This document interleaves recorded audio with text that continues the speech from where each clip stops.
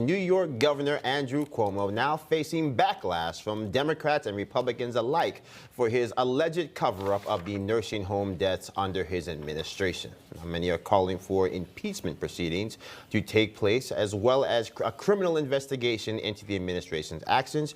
Joining us now to discuss, the former governor of the state of New York, George Pataki. Thank you so much for joining us, Governor. We appreciate your time. And so let's just jump right in here. We've got a big issue here with the actual governor right now. He's not having the ability to be forthright right now and just admit that mistakes were made, or even admit that they deliberately misled the public. What say you now in the face of this? Well, Joe, that's exactly right. He just hasn't been willing or able to acknowledge the fact that his administration screwed up royally. And as a consequence, over 15,000 people, New York's most vulnerable, died in nursing homes and adult facilities because of this wrong-headed policy. And you said earlier, the alleged cover-up. This is not alleged at all. His chief of staff at a call at a Zoom meeting with Democratic legislators apologized and said, yes, we deliberately covered up the numbers of people who died in nursing homes because we were afraid of a Department of Justice investigation. This is inexcusable. They had these numbers for months, and all the time when the public and the legislature and others were asking for these numbers, they just covered it up until finally a court order said you have to reveal these numbers. And then instead of apologizing to the families and the public, he apologizes to a handful of Democratic legislators. This is inexcusable. It's one of the worst examples of government failure and cover-up I've seen in my lifetime.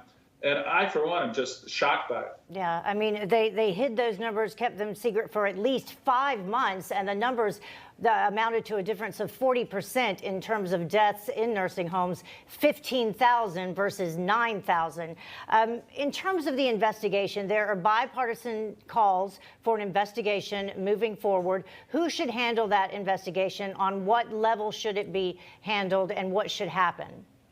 Well, Heather, the one encouraging thing is, as you said, there are bipartisan calls now for this investigation. Certainly, the Republicans in the legislature are outraged by this, but so are many of the Democrats. And in fact, one of the leading voices is a Democratic assemblyman from Queens, Assemblyman Kim, who lost his uncle in a nursing home to COVID and is outspoken in calling out the lies of the administration and demanding a bipartisan investigation. I think it should be done on a number of levels. I would like very much to see Washington investigate.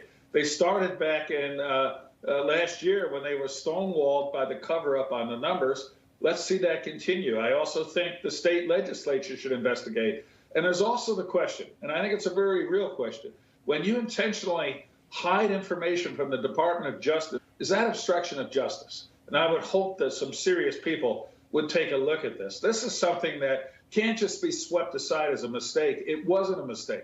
It was a conscious policy to put these vulnerable people at risk in nursing homes, and it was a conscious decision to cover up that fact for months. This has to be brought out. Well, I think to that point, Governor, you talk about this being almost clearly a deliberate decision. I was reminded by a colleague the word for statistic comes from, it's Italian, it's statista, right, which actually means a statesman. And our first responsibility is to make sure that people have accurate stats.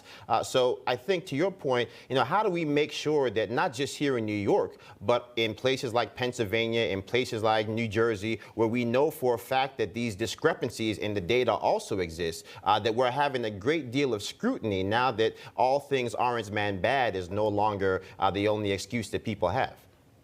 Well, Joe, I think that's the key question, is how do you make sure this doesn't happen again or in other states? And the only answer to that is to hold the one who is clearly responsible, where there's no question that there was this cover-up and distortion of data, responsible and accountable.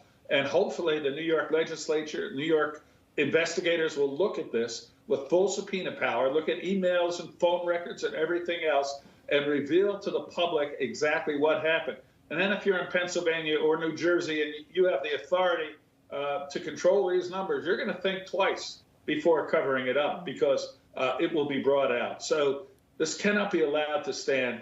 How many times have we heard the cover-up is worse than the crime? In this case, the mistake of putting COVID positive patients in nursing homes was awful, and it cost thousands and thousands, more than almost 15,000 people their lives. But the cover up from a government standpoint is almost as bad, because it destroys faith in our ability to trust the leaders that we have to depend on, particularly in a crisis. You know, just the bottom line quickly as we wrap up. We know here in the state of New York, the governor cannot be recalled, unlike California, which is going on right now.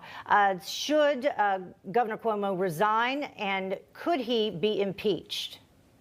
Well, he certainly could be impeached. And in fact, there have been calls for that. It depends on whether or not we have a thorough investigation and what it uncovers. But there's an election next year. And I'm a great believer that the way to change leadership that has let you down and like you is through the electoral process. And we have that next year. And I hope that there's a very vigorous challenge, because I think New York desperately needs a change at the top. Yeah. All right. Been 20 years since a man from Peekskill was able to win statewide here in New York, but remains to be seen who the next one will be. Exactly. Thank you so much for joining us. We appreciate it.